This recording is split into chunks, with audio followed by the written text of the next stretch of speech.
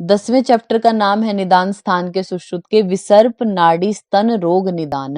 विसर्प के बारे में पढ़ेंगे, नाड़ी और स्तन रोगों के बारे में इस चैप्टर में। तो सबसे पहले आप देखिए,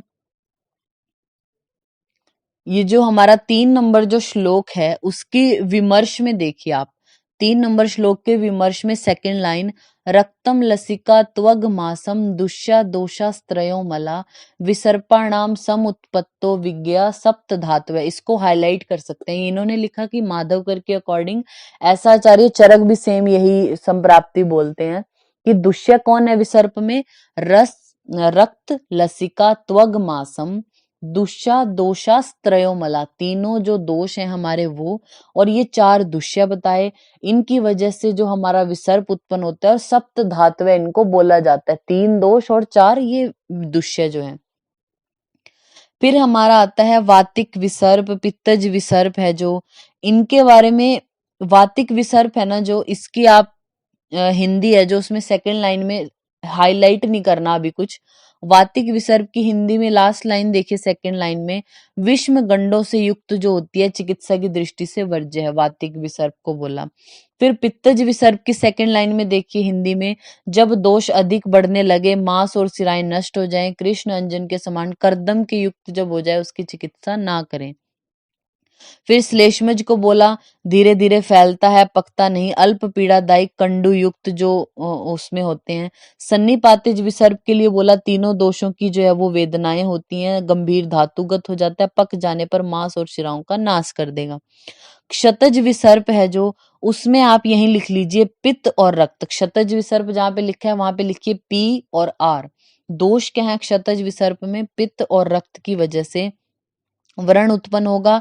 और वहां से श्राव, 7th नंबर जो श्लोक है ना उसकी सेकंड लाइन में मिड में देखिए वर्ड है दहा पाको, फोटो कुलत सदृश्य को हाईलाइट कर लीजिए, कुल्थी के जैसा, असितश्च, काले जो फफोले हैं इस तरीके के उत्पन्न होते हैं, क्षतज जन्य, क्षत जन्य जो विसर्प है उसमें, तो कुल्थी के सदृश्य को आपने हाईलाइट किया। नेक्स्ट हमारा आता है 8 नंबर श्लोक में साध्य असाध्यता के बारे में। तो बोला है, वात कफ पित्त से उत्पन्न विसर्प योग्य चिकित्सा से ठीक हो जाते हैं, किंतु त्रिदोषज और क्षतजन्य विसर्प असाध्य हैं, इसको हाईलाइट कीजिए। या फिर 8 नंबर श्लोक, अगर आपको श्लोक में हाईलाइट करना है तो फर्स्ट लाइन में देखिए लास्ट में, सर्वात्मकम क्षत कृतश्च न सिद्धिम एति, जो सर्व दोषज है यानी त्रिदोषज और क्षतजन्य जो है वो असाध्य बताया गया है। फिर नीचे 9 और 10 नंबर जो श्लोक है इसकी आप हिंदी में देखिए लास्ट लाइन में, लास्ट वर्ड देखिए, नाड़ी के 8 भेद हैं, तो आप यही लिख लीजिए, नाड़ी जो होती है, नाड़ी रोग, पहले इन्होंने बोला चैप्टर का नाम क्या है, विसर्प नाड़ी स्तन रोगा, तो विसर्प हमने पढ़ लिया। नाड़ी रोग आचार्य सुश्रुत बोलते हैं 8, कौन से, वातज, आप यह चाहो तो यही लिख सकते हैं, वातज, पित्तज, कफज, सन्निपातज, द्वंद्वज यानी द्वंद्वज वात पित्त वात कफ और पित्त कफ की वजह से, और शल्यज। तो ये हमारे 8 है नाड़ी रोग के भेद सुश्रुत के अकॉर्डिंग, वात पित्त कफ सन्निपातज द्वंद्वज हो गई और शल्यज, ये 8 प्रकार हो गए। आप यही लिख लीजिए अगर लिखना है तो, गयदास पंच नाड़ी रोगा, वो जो गयदास है वो बोलते हैं 5 नाड़ी रोग होते हैं। आप में से कोई बताएगा कि जो गयदास है उन्होंने कौन सी टीका लिखी है, टीका लिखी है बृहत पंजिका, या फिर उसको न्याय चंद्रिका भी बोलते हैं, ये केवल निदान स्थान पर लिखी गई है, तो वो गयदास क्या बोलते हैं, पंच नाड़ी रोग, 5 नाड़ी रोग होते हैं, सुश्रुत बोलते हैं 8 प्रकार के। फिर नेक्स्ट आ जाइए आप, 11 और 12 नंबर जो श्लोक है उसकी हिंदी में ही हाईलाइट करेंगे हम। वात से उत्पन्न नाड़ी कठोर सूक्ष्म मुख वाली शल्य युक्त और रात्रि के समय फेन युक्त श्राव को हाईलाइट कर लीजिए। वातज जो नाड़ी होगी यानी साइनस की बात कर रहे हैं, अगर साइनस बन गया और वो उसमें दोष है वात, तो वात की वजह से बोलते हैं रात्रि के समय फेन युक्त श्राव होगा। 11 नंबर जो श्लोक है ना उसकी फर्स्ट लाइन में लास्ट में देखिए, अधिकम स्त्रवती क्षपायाम, यानी रात्रि के टाइम पे ज्यादा श्राव होता है वातिक नाड़ी में। फिर सेकंड लाइन में देखिए, पित्तज से उत्पन्न नाड़ी में एक है ना सुई चुभने की पीड़ा, उसको हाईलाइट कर लीजिए। हम क्या सोचते हैं आपकी जो तोद है यानी सुई चुभने की पीड़ा वो वात की वजह से होती है, लेकिन यहाँ पे पित्तज नाड़ी में ये लक्षण बोल रहा है कि सुई चुभने के समान पीड़ा। और इसके नीचे देखिए दिन में अधिक उष्ण और पीले रंग का श्राव, इसको हाईलाइट कर लीजिए। पित्तज नाड़ी में दिन में श्राव होगा, उष्ण और पीले रंग का होगा। फिर आता है कफ से उत्पन्न नाड़ी है जो, उसमें रात्रि में श्राव को अधिक भाती है, इसको हाईलाइट कर लीजिए। 12 नंबर श्लोक है जो उसकी फर्स्ट लाइन में बिल्कुल मिड में वर्ड है रात्रि श्रुति वर्ड। तो अगर आपको श्लोक का वर्ड लिख के आए कि रात्रि श्रुति कौन से नाड़ी जो रोग है उसका लक्षण है, तो वो कफ टिक हो जाएगा। फिर अगर आपको बोले निम्न में से जो वो रात्रि में श्राव किसमें ज्यादा होता है, तो वातज में भी बोला है और कफज में भी बोला है। बस वातज में फेन युक्त श्राव रात को ज्यादा होगा और उसमें वर्ड आया था अधिकम स्रवती क्षपायाम, ये ऐसे करके आया था। कफज में रात्रि श्रुति वर्ड आया, वो आपको याद रखना है। और पित्तज में दिन में होगा उष्ण और पीले रंग का श्राव।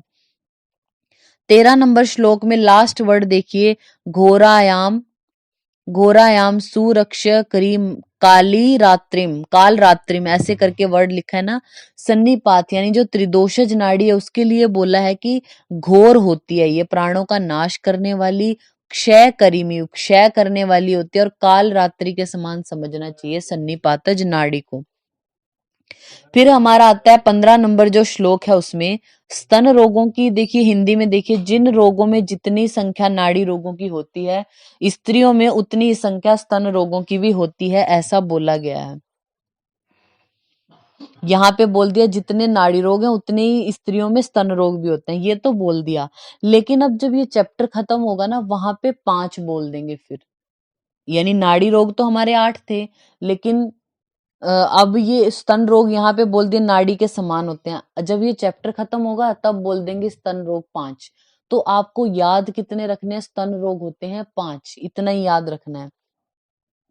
16 और 17 नंबर जो श्लोक है इसकी जस्ट हिंदी एक बार देखिए कि जो कन्याएं होती हैं उनमें जो स्तन आश्रित धमनियां है वो संकुचित हैं, तो उनमें दोष नहीं जा सकती, इसलिए जो कन्याएं होती हैं उनमें क्या बोलते हैं कि स्तन रोग नहीं होते।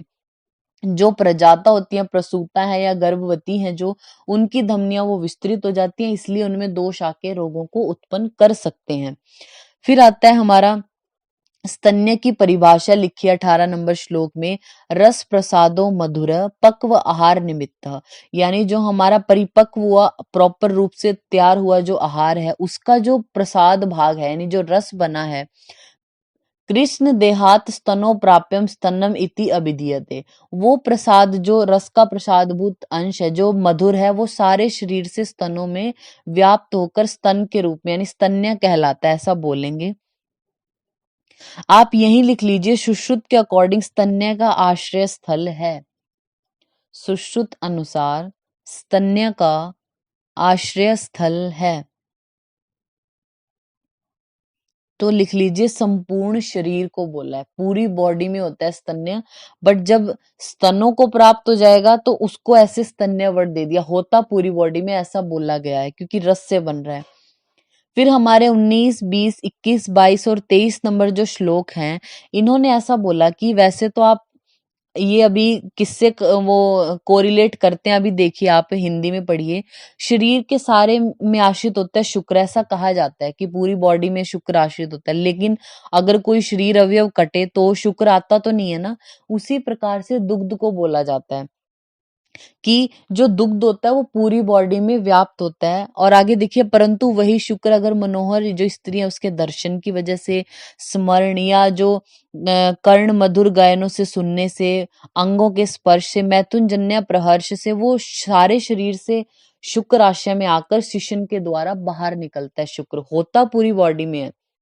उसी प्रकार जो हमारा आहार है उसके रस से स्त्रियों में जो है वो दुग्ध की उत्पत्ति होती है। जब वो अपनी संतान को स्पर्श करती है, उसको देखती है, उसका स्मरण करती है, या बच्चे को अपनी गोद में पकड़ती है, या जो बच्चा है वो अपने हस्त से स्तन को पकड़ेगा, तब शुक्र की तरह ही वो जो दुग्ध है वो पूरी बॉडी से आके जो स्तन है उससे बाहर निकल जाता है। तो आचार्य सुश्रुत ने स्तन्य का जो आश्रय स्थल है वो पूरी बॉडी को कहा, ये आपने याद रखना है। फिर आता है हमारा 24 और 25 नंबर जो श्लोक है, दोष दूषित स्तन्य के लक्षण बोले गए हैं। तो फर्स्ट लाइन में आप हाईलाइट कर लीजिए, तत् कषायम भवेत वाताद क्षिप्तम च प्लवते अम्बसी, यानी क्षाय होता है जो वात से दूषित जो दुग्ध होगा उसका रस कैसा होगा, कषाय, और क्षिप्तम च प्लवते अम्बसी, पानी में डाला तो वो तैरने लगेगा ऊपर, तो वो वात से दूषित है। पित्त के सिर्फ वात वाले को हाईलाइट किया हमने। पित्त में क्या होगा, अम्ल होगा, कटु होगा, राजो अम्बची सा पीत का, अगर उसको पानी में डालेंगे तो वो पीले वर्ण की रेखाएं हो जाएंगी।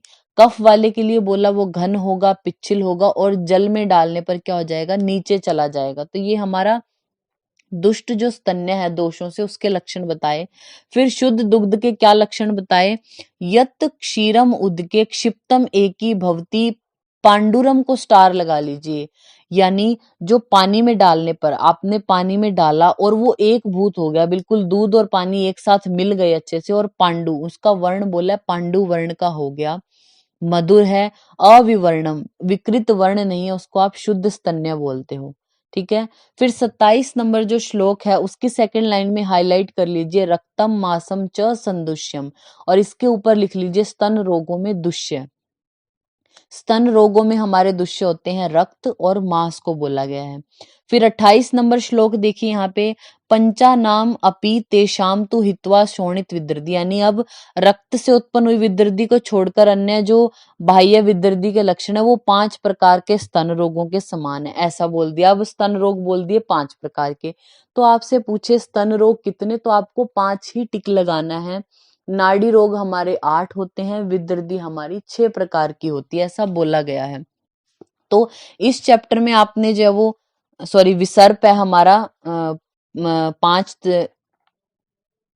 5 तरीके का, विसर्प वाला आया था ना इसमें, सॉरी, विदृति से हमने बोल दिया। विसर्प हमारा होता है 5 तरीके का, उसमें से हमने सिर्फ क्षतज जो विसर्प है उसमें याद रखा कि कुलत सदृश्य होते हैं उसमें स्फोट। इन सब में जो सन्निपातज है और क्षतज विसर्प है वो असाध्य है। नाड़ी रोगों के 8 भेद हैं, और तोद जो लक्षण है वो पित्तज में आएगा।